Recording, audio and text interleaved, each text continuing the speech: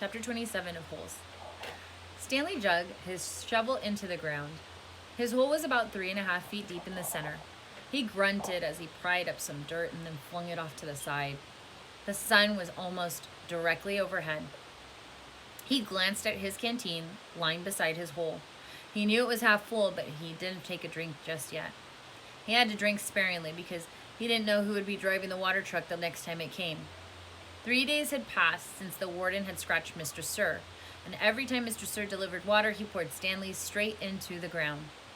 Fortunately, Mr. Pendanski delivered the water more often than Mr. Sir, and Mr. Pendanski was obviously aware of what Mr. Sir was doing because he always gave Stanley a little extra. He'd fill Stanley's canteen, then let Stanley take a long drink, then top it off for him. It helped, too, that Zero was digging some of Stanley's hole for him, although, as Stanley had expected, the other boys didn't like to see Stanley sitting around while they were working. They'd say things like, "Who died and made you king?" or "It must be nice to have your own personal slave." When he tried pointing out that he was the one who took the blame for the sunflower seeds, the other boys said it was his fault because he was the one who spilled them. "I risked my life for those seeds," Magnet had said, "and all I got was one lousy handful."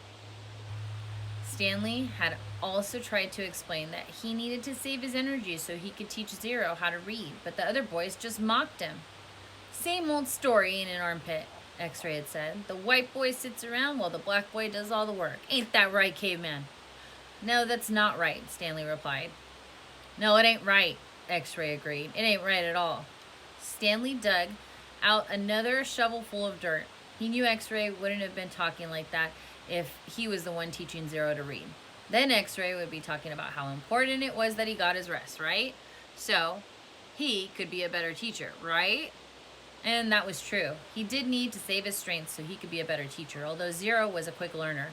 Sometimes, in fact, Stanley hoped the warden was watching them with her secret cameras and microphones so she'd know that Zero wasn't as stupid as everyone thought. From across the lake, he could see the approaching dust cloud. He took a drink from his canteen, then waited to see who was driving the truck. The swelling on Mr. Sir's face had gone down, but it was still a little puffy. There had been 3 scratch marks down his cheek. 2 of the marks had faded, but the middle scratch must have been the deepest because it still remained. It was a jagged purple line running from below his eye to below his mouth, like a tattoo of a scar. Stanley waited in line, and then he handed him his canteen. Mr. Sir held it up to his ear and shook it, and he smiled at the swishing sound. Stanley hoped he wouldn't dump it out.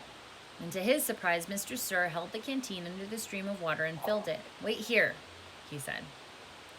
Still holding Stanley's canteen, Mr. Sir walked past him, then went around the side of the truck and into the cab where he couldn't be seen. "What's he doing in there?" asked Zero. "I wish I knew," said Stanley. A short while later, Mr. Sir came out of the truck and handed Stanley his canteen. It was full. "Thank you, Mr. Sir." Mr. Sir smiled at him. "What are you waiting for?" he asked. "Drink up." He popped some sunflower seeds into his mouth, chewed, and spit out the shells. Stanley was afraid to drink it. He hated to think of what vile substance Mr. Sir might have put in it. He brought the canteen back to his hole, and for a long time he left it beside his hole as he continued to dig.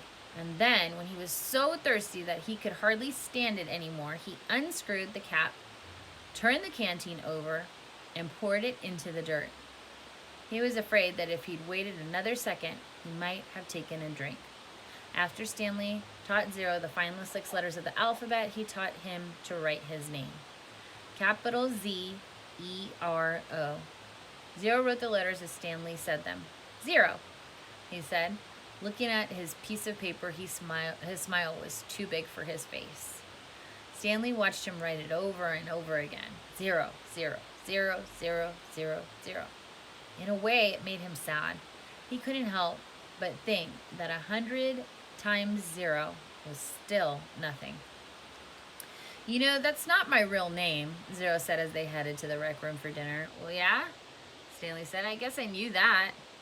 He had never really been sure. "Everyone's always called me Zero even before I came here." "Oh, okay." "My real name is Hector." "Hector?" Stanley repeated. Hector Zeroni. Ooh. Next chapter is chapter 28.